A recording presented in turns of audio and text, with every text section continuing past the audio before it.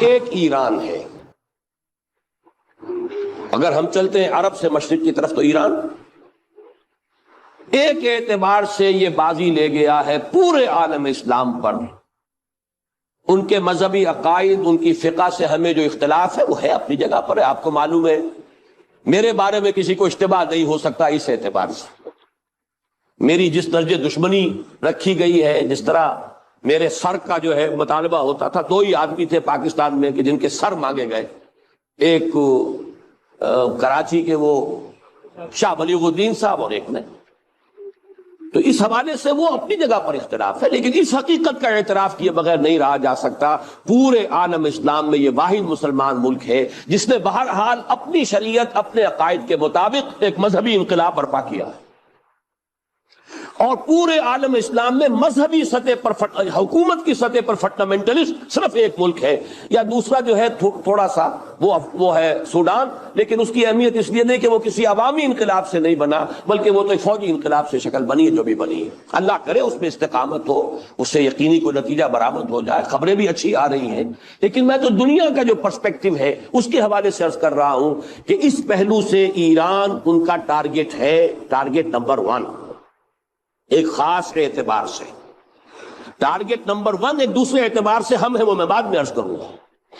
چونکہ حکومت کی سطح پر فنڈامنٹلزم ہے اور وہ آیا ہے ایک عوامی انقلاب کے نتیجے میں، پھر ان کے پاس تیل کی دولت ہے، اس کے خلاف اکنامک سینکشنز بھی ہو جائیں تو اگر لیبیا کھڑا ہو سکتا ہے تو بہرحال وہ بھی کھڑا ہو سکتا ہے.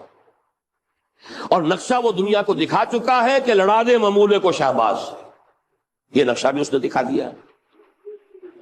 یہ ہے ایران کا معاملہ. نمبر 2 پاکستان. پاکستان 400 برس کی تجدیدی مساعی کا امین ہے، امانت دار ہے. پورے ہندوستان میں مجدد الفسانی رحمت اللہ علیہ، شاہ ولی اللہ دہلوی رحمت اللہ علیہ، سید احمد بریلوی رحمت اللہ علیہ، ان کا جہاد.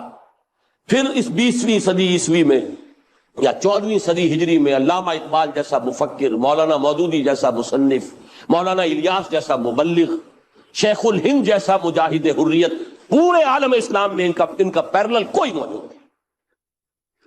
یہ 400 سال کی تاریخ ہے. اس کی امانت اور اس کے نتیجے میں یہاں کے مڈل کلاس میں فنڈامنٹلزم کا ایک نیوکلیس ہے، اگرچہ حکومت کی سطح پر کوئی پیش رفت نہیں ہو سکی آج تک، بلکہ اب تو پسپائی ہو رہی ہے، اب پیچھے ہٹ رہے ہیں.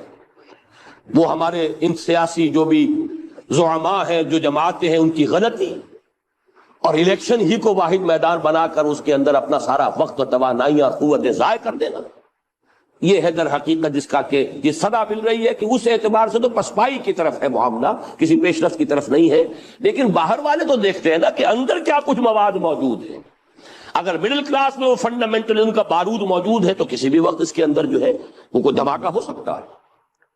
دوسری بات جو ان کے لیے ایک اعتبار سے ٹارگٹ نمبر 1 ہمیں بنا رہی ہے وہ ہمارا ایٹمک نو ہاؤ ہے. پورے عالم اسلام میں اور کسی کے پاس نہیں. اسلامی بم اگر بنے گا تو یہی بنے گا. یہ ہے مختلف اسباب جس کے انہوں نے غزوہ ہند، ملحمہ کبریٰ اور مڈل ایسٹ کے ایک بڑے انفجار کا ذکر کیا تھا جو لگتا ہے کہ آج پوری طرح سے ریالٹی بن چکا ہے. سعودی عربیہ اب تک نیوٹرل ہے لیکن عوام کا پریشر بڑھتا جا رہا ہے. ترکی نے کنڈمنیشن کی ہے اسرائیل کے ایکشنز کی. قطر، سیریا اور لیبنان اوپنلی ایران کے ساتھ کھڑے ہیں. لیکن سب سے بڑا سوال یہ ہے کیا یہ مسلم امہ ایک ہو پائے گی یا پھر ایک اختلاف اور تقسیم اس جنگ کو اور خطرناک بنا دے گی. اگر اب یہ جنگ نیوکلیئر سٹیج تک جائے گی تو دنیا کو تیسری جنگ عظیم سے کوئی نہیں بچا سکتا. رشیا، امریکہ، چائنا اور اسرائیل سب نیوکلیئر پاورز ہیں. اب وقت آ گیا ہے کہ مسلم یوتھ تیار ہوں، علم حاصل کرے اور اپنا رول سمجھے. یہ صرف ایک نیوز اسٹوری نہیں، یہ آپ کا فیوچر ہے. اگر آپ چاہتے ہیں کہ مسلم امہ ایک ہو جائے تو اس ویڈیو کو شیئر کریں. ڈاکٹر اسرار احمد کی باتیں صرف ہسٹری نہیں، گائیڈنس ہے. سبسکرائب کرنا نہ بھولیں اور کمنٹ میں